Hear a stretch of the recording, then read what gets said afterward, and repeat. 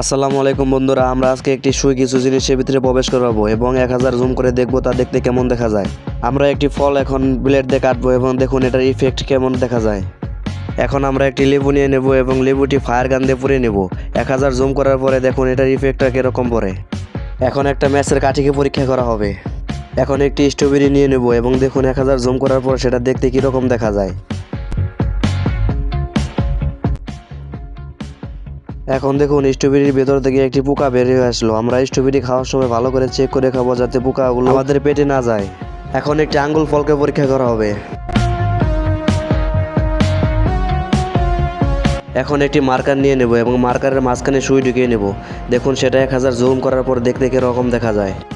আমরা এখন একটি বড়ই নিয়ে নেব এবং বড়ইটি দুই সাইড থেকে প্রেসার দেব এবং 1001 জুম করার পর সেটা দেখতে কীরকম লাগে তা আপনাদের কাছে শেয়ার করব। তারপর একটি লাল মার্কার কটন বারের উপর রাখবো।